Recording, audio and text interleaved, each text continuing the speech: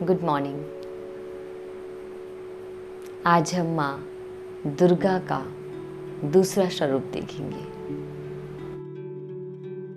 जो है ब्रह्मचारिणी का रूप। ब्रह्मचारिणी से पता चलता है इसका अर्थ क्या होता होगा।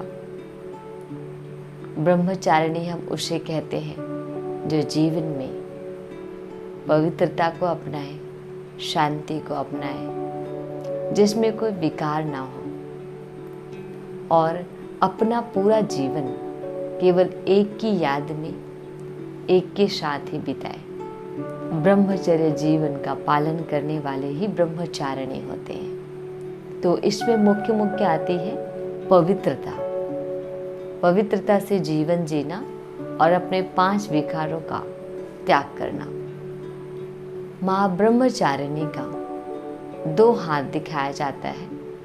एक में कमंडल लिया हुआ दिखाते हैं। कमंडल की खासियत ये है कि उसमें जब हम जल डालते हैं तो उसका जो जल डालने का जो मुखड़ा है वो बड़ा है, लेकिन जब हम उसको निकालते हैं तो उसके निकालने के जो वहाँ पे छोटा सा ऐसा नल जैसा होता है वो बहुत छोटा होता है। तो हमें इससे यह सीख मिलती है कि जीवन में आय अधिक और व्यय कम। जरूरी नहीं कि धन का ही आय हो, ज्ञान का भी आए। हम उसको बहुत समझदारी से यूज करें। तो हमारे यहाँ पर समझ की बात को बताई गई है, जो सदा रहे। आपको मांगने की जरूरत नहीं पड़नी चाहिए, चाहे वो ज्ञान हो या धन हो, और आपके पास भरपूर हो और आप उसको धीरे धीरे खर्च करें। और एक हाथ में माला दिखाया गया है। माला जैसे हम 108 की भी माला रखते हैं, आपने कई लोगों को देखा होगा माला जपते हुए। इसका अर्थ होता है अपने मन को एकाग्र करने के लिए ये किया जाता है, और एक की ही याद में उसको ऐसे माला को फिरते हैं। या फिर हम इसको ऐसा भी समझें, अगर आध्यात्मिक रूप में हम ऐसा कर्म करें कि हम उस 108 की माला में आ जाए।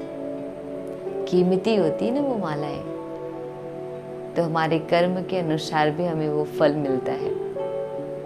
और उनके जो गहने होते हैं वो सारे कमल पुष्प के गहने होते हैं, चाहे उसका ईयररिंग हो गया या उसका नेकलेस है या उनके हाथों के जो कंगन है, सभी उनके कमल फूल को दिखाते हैं। कमल फूल को तो आप जानते हैं, उनकी विशेषता को जानते हैं कि कीचड़ में रहकर भी उस कीचड़ से न्यारा और प्यारा होता है। पत्तियों पर भी पानी की एक बूंद भी नहीं ठहरता, और उस कीचड़ में रहकर भी इतना खूबसूरत सा फूल खिलता है।